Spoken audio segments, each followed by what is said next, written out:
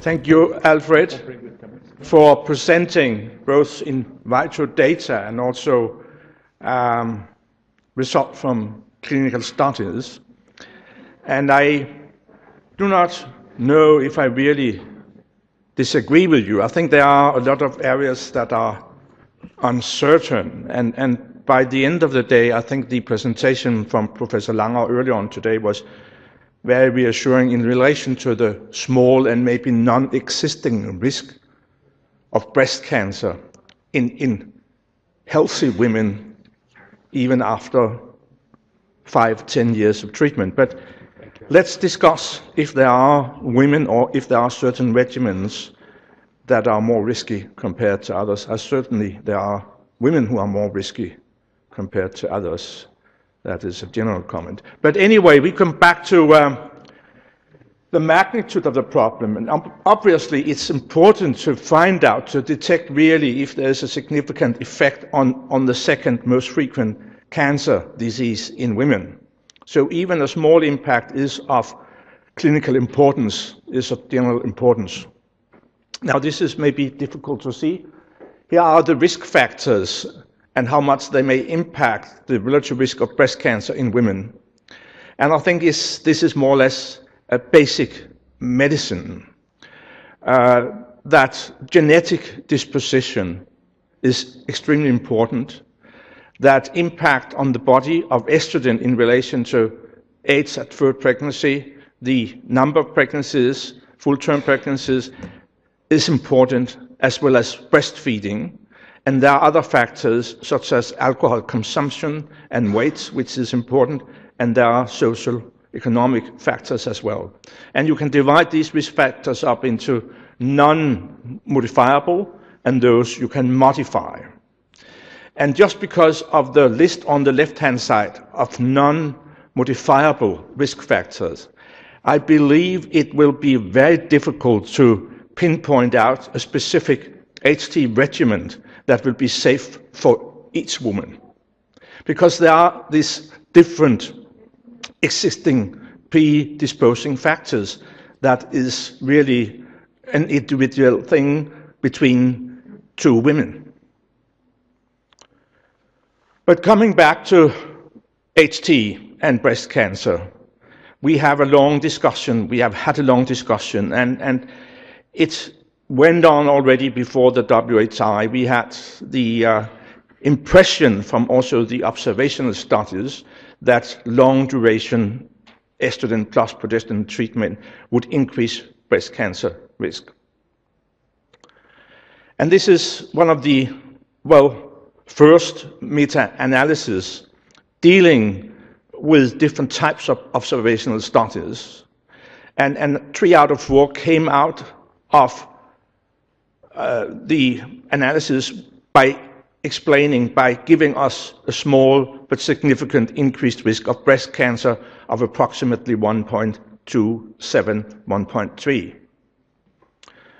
And the trend, if you look at the different observational studies that were published according to year, gave more and more evidence that there was this increased risk, as demonstrated on this slide here. The risk may vary if you look at observational studies according to type of studies, as also indicated on the previous slide, be it case control studies or cohort studies, but overall a small but significant increased risk. However, as with other information in relation to HT, there was a need for RTC studies. So first, after the WHI, we got the information from such a study, and we have discussed it quite intensively this morning, that there was this small but significant increase also in the RTC study, a 1.26 fold increased risk of breast cancer in the combined arm. But we also know that subsequently there was a kind of digestion of the data, and it seemed that only these women who have been on HT before had an increased risk. And we also heard that there was a strange trend in the placebo group of a decreasing incidence during the first year that created really a significant difference between the treatment arm and the placebo. But after the WSI study, other studies have, again, newer studies have underscored that there is this increased risk of breast cancer with HT. The interesting thing is today, if there really is a difference between impact from the combined therapy versus the estrogen-only therapy. And if we go back and look at the observational studies, the studies that were performed up to 2002, we can see here that there's again a trend towards less impact from estrogen-only therapy compared to the combined therapy, although the difference is not, if you look at these slides here, significant.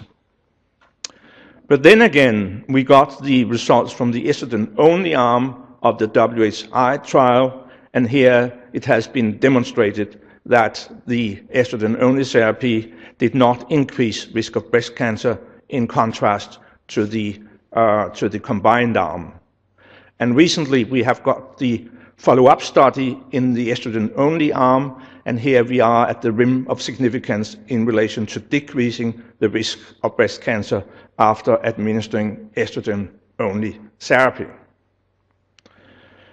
So this is with the conjugated estrogens, and it could be of interest also after Alfred's presentation of his in vitro studies to look at any possible difference between the conjugated estrogens and the 17-beta estrogens. Because in principle, and I will not go in depth with this, there might be a different impact in the cyclic life or proliferation of breast cells, and you could have a kind of qualitative difference between the vast number of different estrogens in the conjugated estrogens compared to the only estrogen in the natural products, the 17-beta estradiol. In principle, there could be a difference. In fact, if looking at metabolism of estradiol, we could also maybe expect a specific genotoxic effect from some of the metabolites. But I think by the end of the day, we cannot really transfer or transcript the results from in vitro studies and pinpoint out a specific difference in relation to the impact on proliferative or epithelial cell function in breast cells between estradiol and the conjugated estrogens. We have to go back to data that will illustrate the clinical impact from estradiol.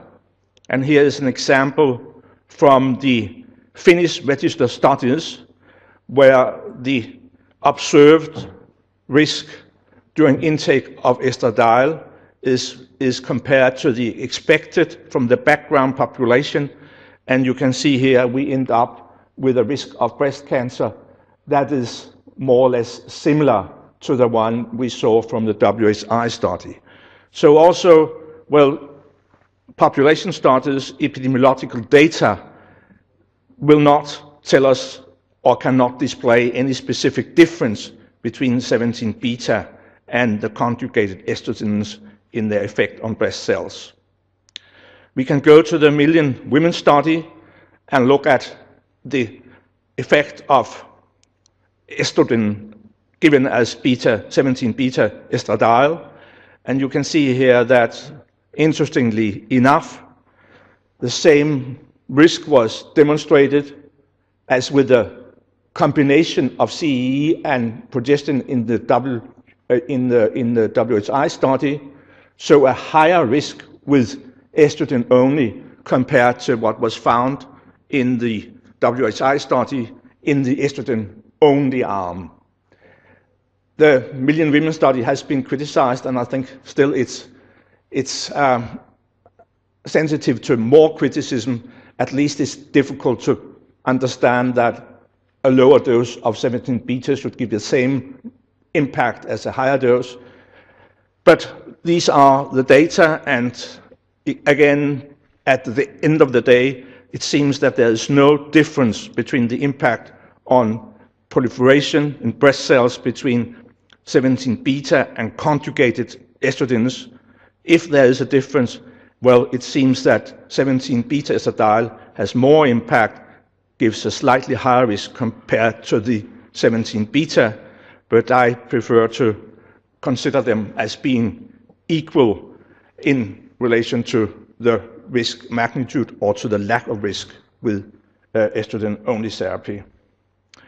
So going to the different progestins, again, it's difficult to make a clear distinction between different types of progestins.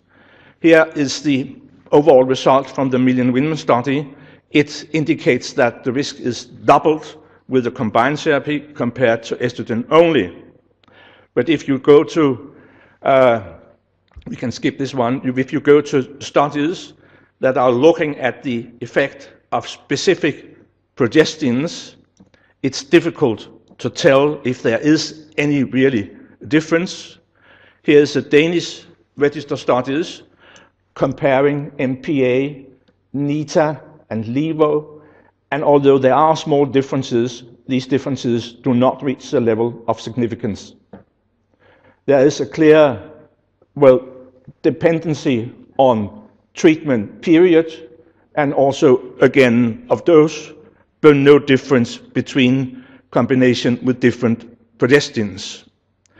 We have another survey here using 17-beta combined with different types of progestins, and it seems here that if you have estrogen in combination with progesterone-like progestin cyclically, it increases the risk more compared to estrogen with a testosterone-like progestin cyclically, and it seems also that continuous combined treatment increases the risk more than cyclically, but there is the same risk independent of whether you have a progesterone-like progestin or testosterone-like progestin.